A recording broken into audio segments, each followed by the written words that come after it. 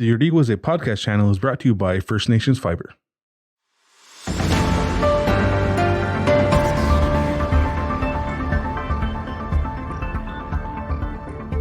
Welcome to the Iorì wase front page podcast. In this episode, we discuss the 10th annual Cultural Awareness Month. We speak to Kanien'kehá, Onkwawenna, Roatitiohkwa's Ohontsakehte Montour about some of the activities community members can participate in throughout the month of April. First Nations Wireless is now First Nations Fiber. You've seen our team working through the community to get you connected. From the new development to the OCR, from the 207 to Clay Mountains, FN Fiber makes fiber optic internet easy for everyone. Coming to Ganhawaga soon. Visit radio.fnfiber.com to sign up today. Thank you for being here, Ohontsakehte. You're here from the Kanien'kehá, Onkwawenna, Roatitiohkwa Cultural Center, and the topic we're discussing is the annual Cultural Awareness Month. Yeah, so I'm happy to be here today to talk about Cultural Awareness Month. My name is Ohontsakehte Montour. I work at the Cultural Center as the Cultural Development Officer. So part of my job is to coordinate Cultural Awareness Month. So I've been working at the KOR since September 2020. So this is my second Cultural Awareness Month. So can you give us an idea of what Cultural Awareness Month is and why it got started and stuff like that? Okay, so Cultural Awareness Month started in 2012. So it's actually the 10-year anniversary of Cultural Awareness Month. And so KOR, throughout the year, we always do workshops and language activities. But Cultural Awareness Month is unique because we partner with as many community organizations as possible and work together to get the whole community focused on Onkwawenna. Where did the idea come from, really, to get this going? I mean, I know the Cultural Center has been doing a lot over the course of its history to promote our language and culture, but why a specific month? Asking at work, I think it was Gateherduni Stacy who started Cultural Awareness Month. And I think the goal of it was to really put it at the forefront in the community's mind, because we try to do things throughout the year, but it's not always on the forefront of the community's, I guess, priorities, you can say. So choosing a specific month and having local news organizations and KSCS and all the different community organizations working together, it gets it out there more. So that's why I think Cultural Awareness Month is really important. You know, what are some of the events that people can look forward to seeing throughout the rest of this month? So we have a few recurring activities that are happening every day of the week. So on Tuesdays, we have community healing with Linda Delormier. That's going to start tomorrow, actually. And we're doing like a talking circle and talking about lateral violence and how that relates to So that's happening every Tuesday of the month. Wednesdays, the KYC is doing Kanien'kehá paint nights. Thursdays, we have a beading class with Merit Cross. That's going to be one of the first in-person activities that we're doing at KOR. That's really exciting. And then we have a lot of different presentations that we're doing. KOR has 2 presentations: the archives that Scott Berwick works on, the photo archive, the audio archive. So he's doing an information session and talking about all the important work we do in archiving language and culture.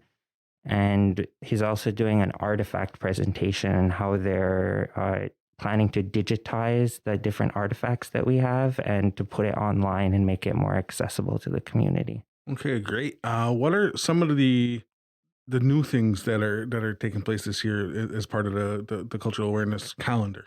So when I started, I wanted to have a focus on like community healing activities.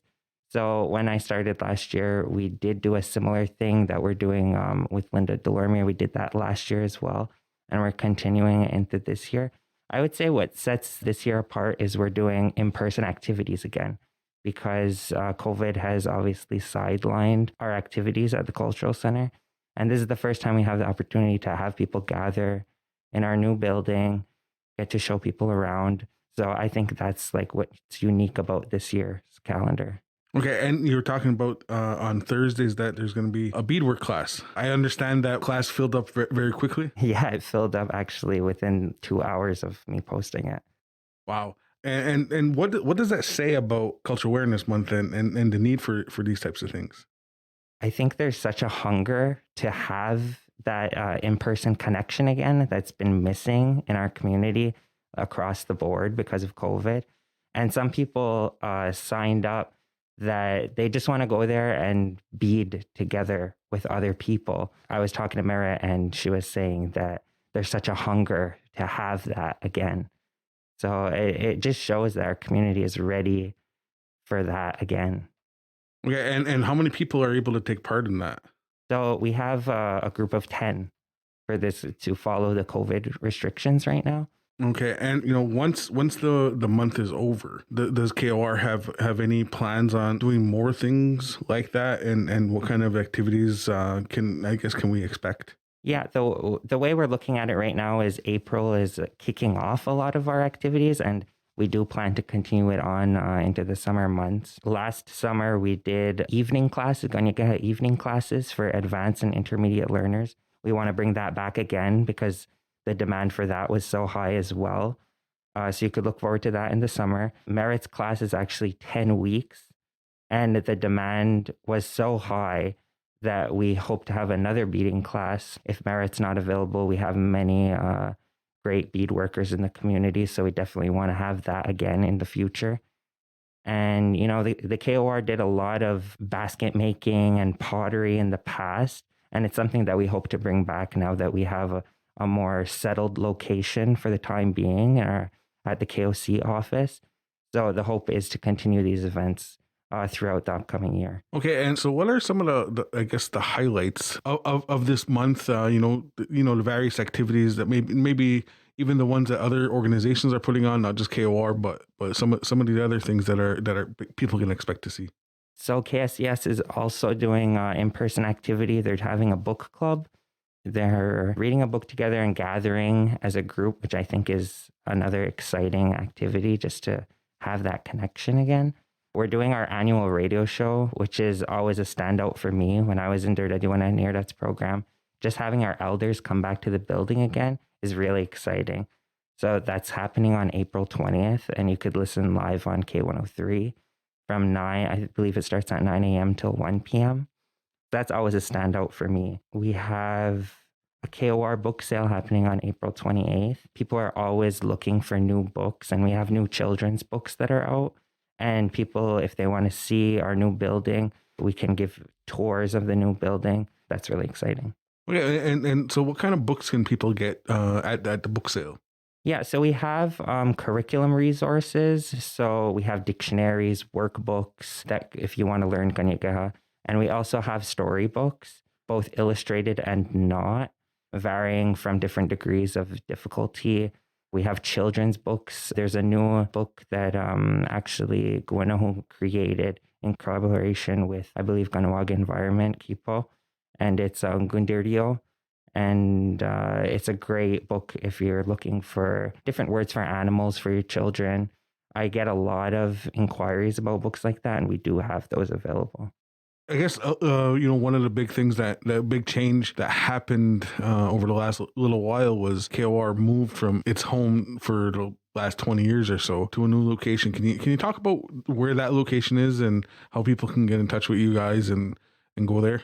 Yeah, so we're now located at the Kahnawake office complex, which is just past the tunnel, past MBC, and we're on the second floor of that building. And we're there for, it's a temporary space. We hope to move to our new building within the next 3 to 4 years. Great news, like 2 weeks ago, we got $16 million from the government. So they're hard at work for their capital campaign. You can contact us. We still have the same phone number, 450-638-0880. And we're always available by email. And we always encourage people to look at our website. We have all our contact information. People can buy our books online now through the gift shop. If somebody wants to sign up for any of the activities for Cultural Awareness Month, how would they do so? They can contact me directly. I get a lot of people that message me on Facebook or email. They can call the office and ask for me. Yeah, I'm always available for the community. Okay, and what are some of the activities that you're looking forward to the most? I'm looking forward to the beading class. I'm going to be there. Like I said, the radio show, that's always a highlight for me. I'm excited for everything, really. Okay, great. Anything you would like to add? No, I think that covers everything. Okay, now go. Now go, everybody, for listening. Our other podcasts like Meatheads and The Beating Table can be found on Apple Podcasts, Google Podcasts, and Spotify.